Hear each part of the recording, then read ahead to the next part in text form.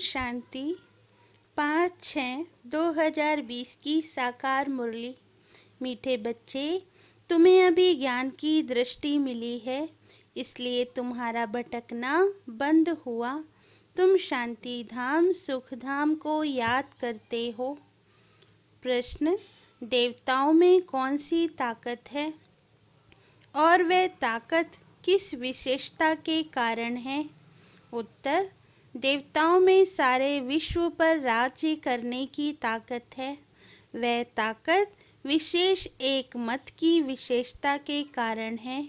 वहाँ एक मत होने के कारण वजीर आदि रखने की दरकार नहीं। देवताओं ने संगम पर बाप से ऐसी श्रीमत ली हुई है जो 21 जन्म राज्य करते हैं। वहाँ एक राजा की एक दैवी फैमिली होती है, दूसरी मत होती नहीं। गीत, नयनहीन को राह दिखाओ प्रभु। ओम शांति। बच्चों को नयन मिले हैं, पहले नयन नहीं थे। कौन से नयन? ज्ञान के नयन नहीं थे, अज्ञान के नयन तो थे। बच्चे जानते हैं ज्ञान सागर बाप एक ही बाप है और कोई में यह ज्ञान रूहानी ज्ञान है नहीं। जिस ज्ञान से सद्गति हो अर्थात शांति धाम सुख धाम जाना हो। अभी तुम बच्चों को दृष्टि मिली है कि कैसे सुख धाम बदल कर फिर माया का राज्य व दुख धाम बनता है। पुकारने लगते हैं कि नयनहीन को राह बताओ। भक्ति मार्ग के यज्ञ दान पुण्य आदि से कोई राह नहीं मिलती है शांति धाम सुख धाम जाने की। हर एक को अपना पाठ बजाना ही है। बाप कहते हैं मुझे भी पाठ मिला हुआ है। भक्ति मार्ग में पुकारते हैं मुक्ति जीवन मुक्ति की राह बताओ। उसके लिए कितने यज्ञ तप दान पुण्य आदि करते हैं, कितना भटकते हैं। शांति धाम सुख धाम में भटकना होता ही नहीं, यह भी तुम जानते हो। वो तो सिर्फ शास्त्रों की पढ़ाई और जिस्मानी पढ़ाई को ही जानते हैं। इस रूहानी बाप को तो बिल्कुल जानते ही नहीं। रूहानी बाप ज्ञान तब आकर देते हैं जबकि सर्व की सद्गति होती है। पुरानी दुनिया बदलनी होती है। मनुष्य से देवता बनते हैं, फिर सारी सृष्टि पर एक ही राज्य होता है देवी देवताओं का, जिसको ही स्वर्ग कहते हैं। यह भी भारतवासी जानते हैं। आदि सनातन देवी देवता धर्म भारत में ही था।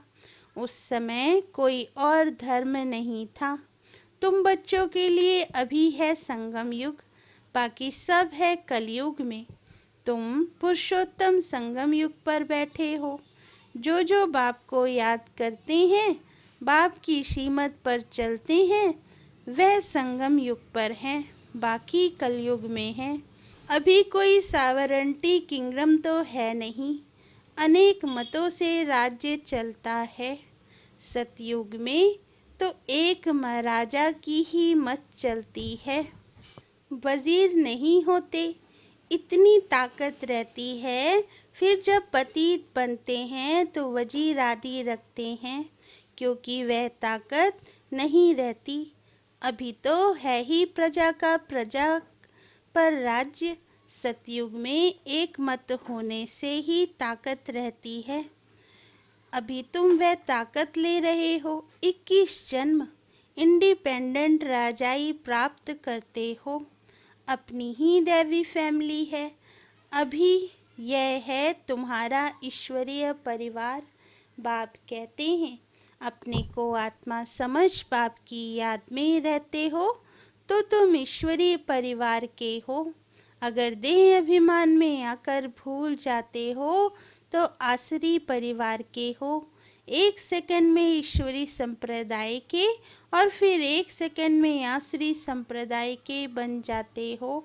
अपने को आत्मा समझ पाप को याद करना कितना सहज है, परंतु बच्चों को मुश्किल लगता है। पाप कहते हैं अपने को आत्मा समझ और बाप को याद करेंगे तो विकर्म विनाश होंगे। देह द्वारा कर्म तो करना ही है, देह बगैर तो कर्म कर नहीं सकेंगे, कोशिश करनी है। काम काज करते भी हम बाप को याद करें, परंतु यहाँ तो बगैर काम भी याद नहीं कर सकते हैं, भूल जाते हैं। यही मेहनत है। भक्ति में ऐसे कोई थोड़े ही कहा जाता कि सारा दिन भक्ति करो, उसमें टाइम होता है, सवेरे शाम व रात को। फिर मंत्र आदि जो कुछ मिलते हैं वह बुद्धि में रहते हैं।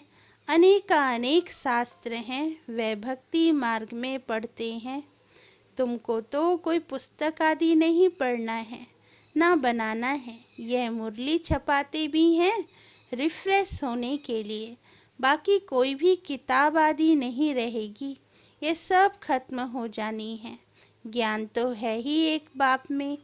अभी देखो ज्ञान विज्ञान भवन नाम रखा है, जैसे कि वहाँ योग और ज्ञान सिखाया जाता है। बगैर अर्थ ऐसे ऐसे नाम रख देते हैं, कुछ भी पता नहीं है कि ज्ञान क्या है विज्ञान क्या है। अभी तुम ज्ञान और विज्ञान को जानते हो। योग से होती है हेल्थ, जिसको विज्ञान कहा जाता है, और यह है ज्ञान, जिसमें वर्ड की हिस्ट्री ज्योग्राफी समझाई जाती है। वर्ड की हिस्ट्री ज्योग्राफी कैसे रिपीट होती है वह जानना है, परंतु वह पढ़ाई है हद की। यहाँ तो तुमको बेहद की हिस्ट्री ज्योग्राफी बुद्धि में है। हम कैसे राज्य लेते हैं, कितना समय और कब राज्य करते थे, कैसे राजधानी मिली थी, ये बातें और कोई की बुद्धि में नहीं आती। बाप ही नॉलेजफुल है। ये सृष्टि का चक्र कैसे फिरता है बाप ही समझाते हैं।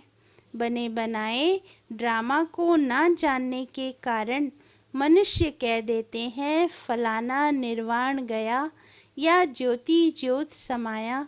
तुम जानते हो सभी मनुष्य मात्र इस सृष्टि चक्र में आते हैं, इससे कोई एक भी छूट नहीं सकता। बाप समझाते हैं मनुष्य की आत्मा एक शरीर छोड़ दूसरा लेती है।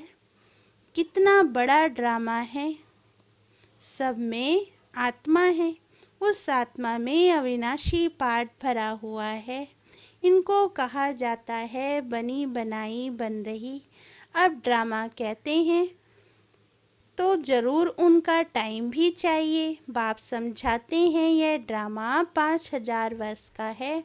भक्ति मार्ग के शास्त्रों में लिख दिया है ड्रामा लाखों वर्ष का है। इस समय ही जबकि बाप ने आकर सहज राजयोग सिखाया था, इस समय के लिए ही गायन है कि कौरव घोर अंधियारों में थे और पांडव रोशनी में थे। वो लोग समझते हैं कलयुग में तो अर्जुन 40,000 वर्ष हैं। उनको यह पता नहीं पड़ता कि भगवान आया है। इस पुरानी दुनिया का मौत सामने खड़ा है। सब अज्ञान नींद में सोए पड़े हैं। जब लड़ाई देखते हैं तो कहते हैं यह तो महाभारत लड़ाई की निशानी है, यह रिहर्सल होती रहेगी, फिर चलते चलते बंद हो जाएगी।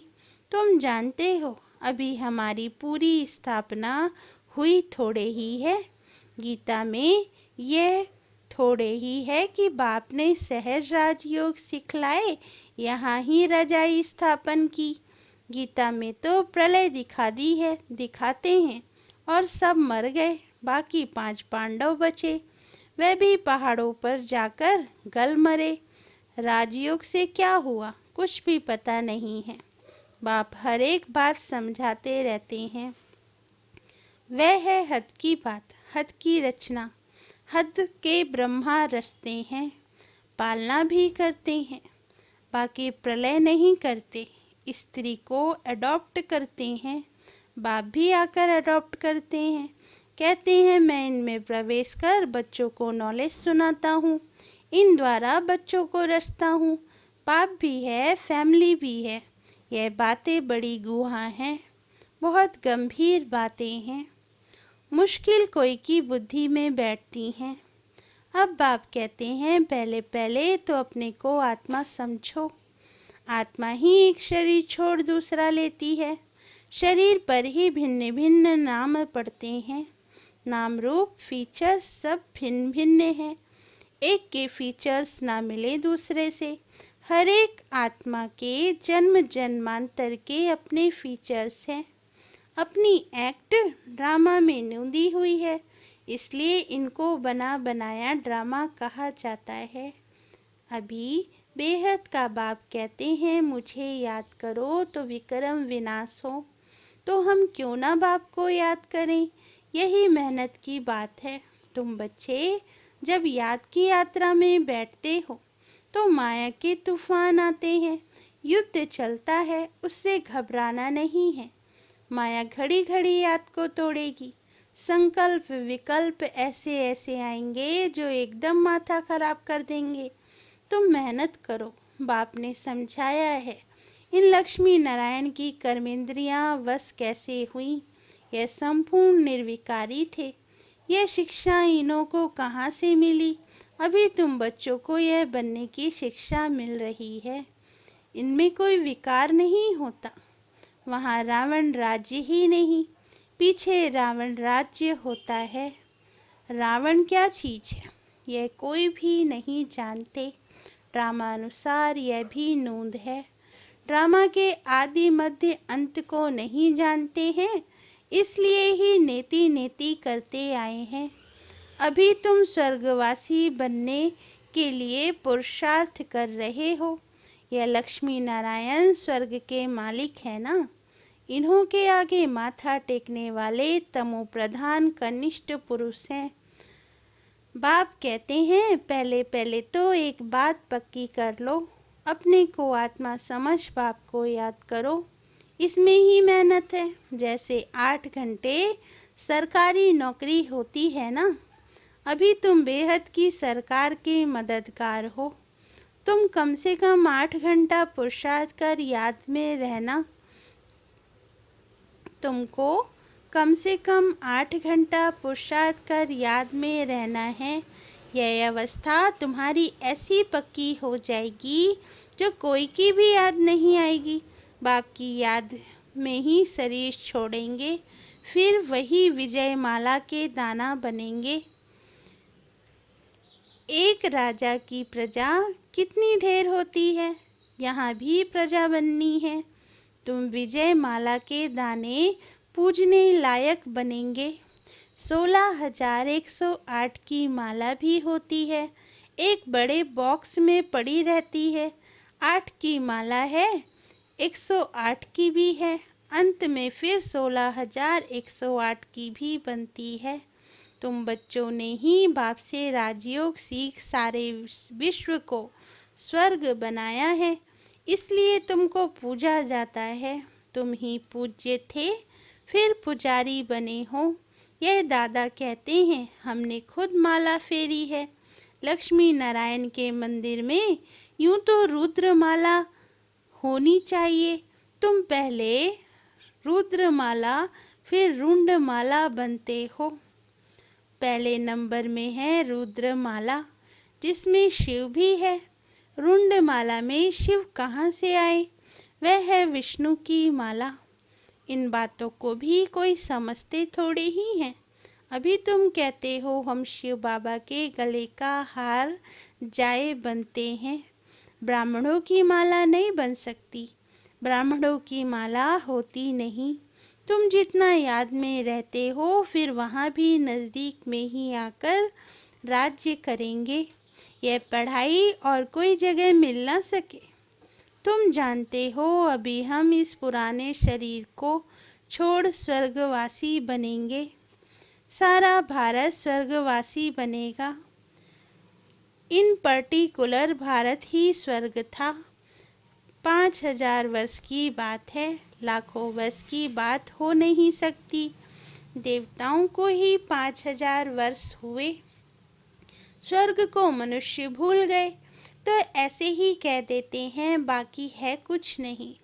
इतना पुराना संवत आदि है थोड़े ही, है ही सूर्यवंशी चंद्रवंशी, फिर और धर्म वाले आते हैं। पुरानी चीजें काम क्या आएंगी, कितना खरीद करते हैं। पुरानी चीजें ही पुरानी चीज की बहुत वैल्यू करते हैं। सबसे वैल्यूबल है शिव बाबा, कितने शिवलिंग बनाते हैं। आत्मा इतनी छोटी बिंदी है, यह किसको भी समझ में नहीं आता, अति सूक्ष्म रूप है। बाप ही समझाते हैं, इतनी छोटी बिंदी में इतना पाठ नूंदा हुआ है। यह ड्रामा रिपीट होता है, यह ज्ञान तुमको वहाँ नहीं रहेगा, यह प्रायालोप हो जाता है। तो फिर कोई सहज राजयोग सिखा सकते कैसे? यह सब भक्ति मार्ग के लिए बैठ बनाया है। अभी तो बच्चे जानते हैं, बाप द्वारा ब्राह्मण देवता क्षत्रिय 3 धर्म स्थापन हो रहे हैं। भविष्य नई दुनिया के लिए वह पढ़ाई जो तुम पढ़ते हो वह है इस जन्म के लिए। इनकी प्रारब्ध तुमको नई दुनिया में मिलनी है। यह पढ़ाई होती है संगम युग पर। यह है पुरुषोत्तम संगम युग। मनुष्य से देवता तो जरूर संगम पर बने होंगे। बाप बच्चों को सब राज समझाते हैं। यह भी बाबा जानते हैं तुम सारा दिन इस याद में रह नहीं सकेंगे, इम्पॉसिबल है। इसलिए चार्ट रखो, देखो हम कहाँ तक याद में रह सकते हैं। देह का अभिमान होगा तो याद कैसे रह सकेगी। पापों का बोझा सिर पर बहुत है, इसलिए बाबा कहते हैं याद में रहो। त्रिमूर्ति का चित्र पॉकेट में डाल दो, परंतु तुम घड़ी घड़ी भूल जाते हो। अल्फ को याद करने से बे आदि सब याद आ जाता है। बैच तो सदा लगा रहे। लिटरेचर भी हो, कोई भी अच्छा आदमी हो तो उनको देना चाहिए। अच्छा आदमी कभी मुफ्त में लेंगे नहीं। बोलेंगे इसका क्या पैसा है, बोलो ये गरीबों को तो मुफ्त में दिया जाता है, बाकी जो जितना दे रॉयल्टी होनी चाहिए। तुम्हारी रस्म रिवाज दुनिया से बिल्कुल न्यारी होनी चाहिए। रॉयल आदमी आपे ही कुछ ना कुछ दे देंगे। यह तो हम सबको देते हैं कल्याण के लिए। कोई पढ़कर भी तुमको पैसे भेज देंगे। खर्चा तो तुम करते हो ना। बोलो हम अपना तन मन धन भारत की सेवा में खर्च करते हैं। अच्छा, मीठे मीठे सिकिल दे बच्चों प्रति माता पिता बाप दादा का याद प्यार और गुड मॉर्निंग। रूहानी बाप की रूहानी बच्चों को नमस्ते। धारणा के लिए मुख्य सार। पहला पॉइंट, इस बेहद की सरकार को मदद करने के लिए कम से कम 8 घंटा याद में रहने का पुरुषार्थ करना है। याद में जो माया विघ्न डालती है उससे घबराना नहीं है। दूसरा पॉइंट, इस पुरुषोत्तम संगम युग पर ईश्वरी संप्रदाय का बन ईश्वर की मत पर चलना है। कर्म करते भी एक बाप की याद में रहने का अभ्यास करना है। वरदान, बेगर टू प्रिंस का पाठ प्रैक्टिकल में बजाने वाले त्यागी व श्रेष्ठ भाग्यशाली आत्मा भव। वरदान का सार, जैसे भविष्य में विश्व महाराजन दाता होंगे, ऐसे अभी से दातापन के संस्कार इमर्ज करो। किसी से कोई सैल्वेशन लेकर के फिर सैल्वेशन दे, ऐसा संकल्प में भी ना हो। इसे ही कहा जाता है बेगर टू प्रिंस। स्वयं लेने की इच्छा वाले नहीं, इस अल्पकाल की इच्छा से बेगर। ऐसा बेगर ही संपन्न मूर्त है। जो अभी बेगर टू प्रिंस का पाठ प्रैक्टिकल में बजाते हैं, उन्हें कहा जाता है सदा त्यागी व श्रेष्ठ भाग्यशाली। त्याग से सदा काल का भाग्य स्वतः बन जाता है। स्लोगन: सदा हर्षित रहने के लिए साक्षीपन की सीट पर दृष्टा बनकर हर खेल देखो। अच्छा, ओम शांति।